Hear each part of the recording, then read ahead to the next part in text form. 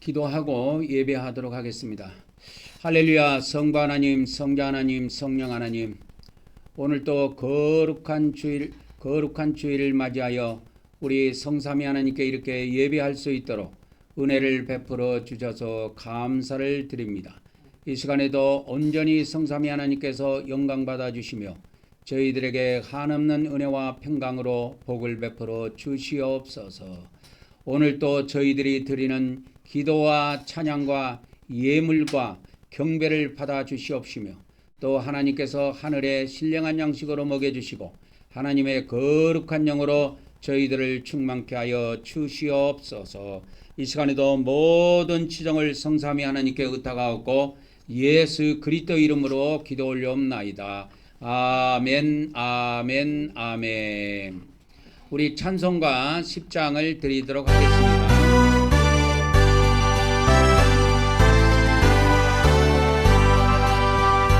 전동왕 모셔서 저의 이름 전송케 없어서 영광과 권능의 선보여져서 노래를 거스려 주옵소서. 영생한 성자여 오셔서 기도를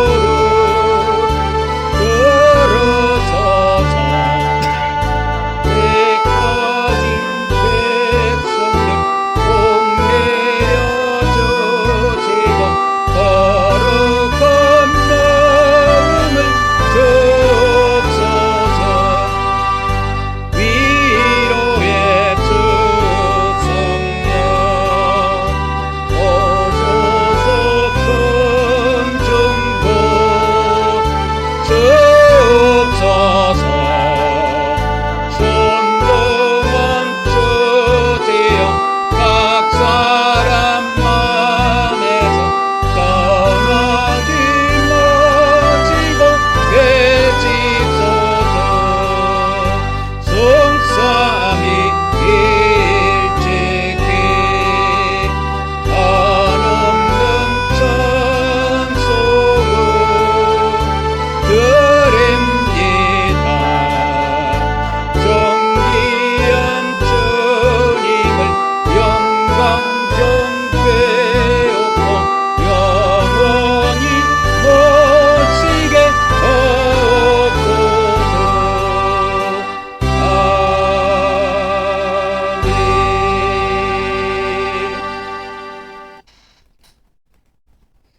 오늘 또 우리가 또 믿음으로 하나님께 나가도록 하겠습니다.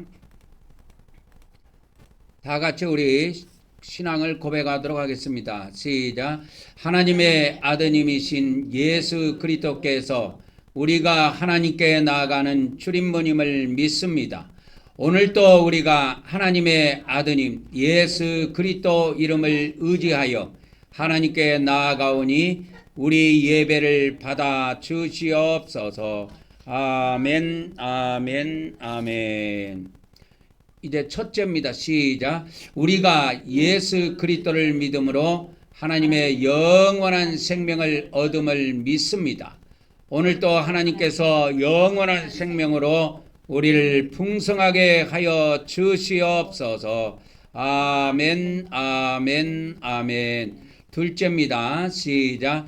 오늘도 우리가 성령님이 우리 안에서 인도하심을 믿으며 또한 예수님이 이 땅에 오셔서 통치하심도 믿습니다. 오늘도 성령님께서 우리를 인도하여 주시오며 또한 예수님께서 이 땅에 속해 오셔서 천년 동안 통치하시기를 원하옵나이다. 아멘, 아멘, 아멘. 셋째입니다. 시작. 우리는 하나님께서 우리 죄를 대신해 아들 예수님을 십자가에서 피 흘리게 하심을 믿습니다. 오늘도 성부 하나님께서 예수 그리스도의 피로 우리의 죄들을 용서하여 주시옵소서. 아멘, 아멘, 아멘. 넷째입니다. 시작. 우리는 성삼위 하나님께서 거룩하시고 의로운 분이심을 믿습니다. 오늘도 우리가 하나님의 거룩함을 통하여 거룩하게 되기를 원하옵나이다. 아멘, 아멘, 아멘. 이제 우리가 신앙 고백을 마치고 이제 믿음으로 영적 문을 열고 들어왔습니다. 첫 번째로 영적 바깥들에 있는 영적 물두멍으로 나가도록 하겠습니다. 이곳은 구약에는 손발을 씻는 곳이었고 지금은 믿음으로 우리가 손발을 씻는 것입니다. 즉 우리가 회개하는 시간이 되겠습니다. 오늘도 우리가 하나님 앞에 우리가 회개하는 시간을 갖도록 하겠습니다. 시작. 내가 아버지 하나님 뜻대로 살지 못한 죄를 고백하며 회개합니다. 내가 형제를 사랑하지 못한 죄를 고백하고 회개합니다. 내가 죄와 마귀를 대적하지 못한 죄를 고백하고 회개합니다.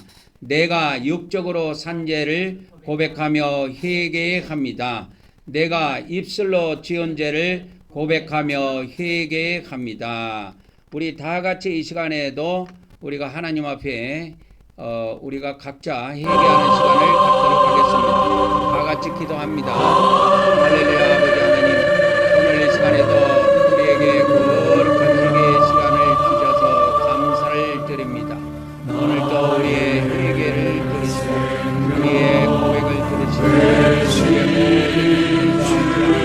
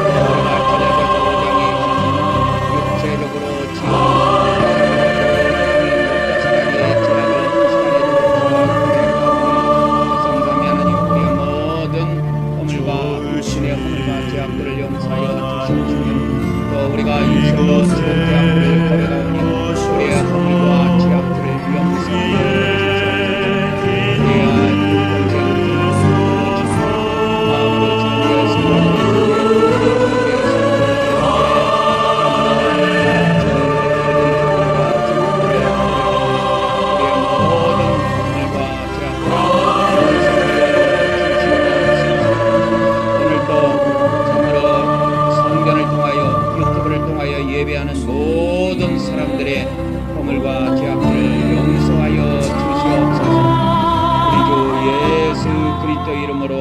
기도올려옵나이다. 아멘, 아멘, 아멘.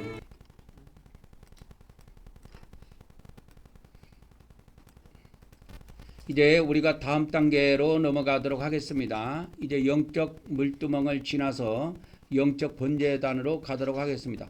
이 번제단은 내일 아침 저녁으로 이곳에서 어린 양의 피가 뿌려집니다.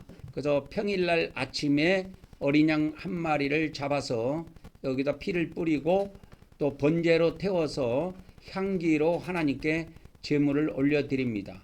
그리고 저녁에도 동일하게 또 이곳에서 어린 양 한 마리를 잡아서 그 어린 양의 피를 또 뿌리고 그 어린 양의 그 몸을 온전히 태워가지고 향기로 이와 같이 하나님께 제물을 바칩니다. 이것이 매일 진행이 되고 또 안식일 날은 특별히 추가로 매일 하는 거에 추가로 아침에 추가로 어린 양 2마리를 더 잡습니다. 그래가지고 그 피를 여전히 뿌리고 그 다음에 그 어린 양의 그 모든 몸을 이렇게 태워가지고 하나님께 향기로 드립니다. 안식일 날은 매일 하는 것은 계속하고 추가로 어린 양을 2마리를 더 드리게 되지요. 그리고 또 절기 때는 이와 같이 더 많은 제물들을 잡아서 이곳에서 피를 뿌리고 또 그것을 하나님께 태워서 향기로 이 제물을 올립니다. 그래서 절기 때는 기본이 어린 양이 7마리예요. 그리고 소하고 이렇게 양하고 이렇게 또 추가가 되는데 어린 양은 7배로 추가가 되고 또 초막절 마지막 그 7대 절기 중에 하루의 마지막 절기인 초막절에는 어린 양을 무려 14마리를 잡아서 드립니다. 그런 법은 인간이 만든 것이 아니고 하나님께서 3500년 전에 모세를 통해서 이렇게 하나님께 이렇게 제사하도록 그렇게 법을 주신 것입니다. 우리가 이제는 번제단으로 또 나가도록 하겠습니다. 그래서 구약의 번제단의 법에 보면은 이 제물을 무작정 그냥 잡는 것이 아니고 제물을 끌고 온 그 죄인이 이 제물에게 안수해서 모든 죄를 고백해서 죄를 이전합니다. 그래서 자기 대신에 이 사람 대신에 양이 죽어요. 그래서 이것이 하나님의 법입니다.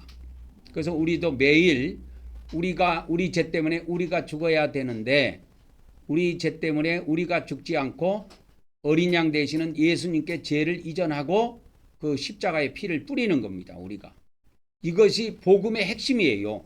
이걸 놓치면 그건 기독교가 아니에요. 다 같이 고백하도록 하겠습니다. 시작. 오늘도 우리가 속죄제물 대신 예수님께 우리 죄를 이전함으로 우리 죄가 옮겨짐을 믿습니다. 오늘도 하나님께서 하늘에 있는 우리의 행위책에서 우리의 죄들을 제거하여 주시옵소서. 아멘, 아멘, 아멘. 이제 2번째입니다. 그래서 이렇게 안수를 하고 난 다음에는 이거를 누가 잡냐면 제사장이 잡지 않아요. 그 죄인이 그 제물을 끌고 온 제물을 하나님께 드릴 그 본인이 직접 잡아서 죽입니다. 그러니까 그 아무리 동물이지만 그거를 자기 죄 때문에 죽는다고 생각해 보세요. 죄를 함부로 짓겠는가? 못 짓는 거예요. 치면은 또 이 재물이 죽어나갈 때 보면 막 그 옛날에 시골에서 제가 다른 거는 많이 못 봤는데 돼지 같은 거 잡는 거는 1년에 한 번씩 봤어요.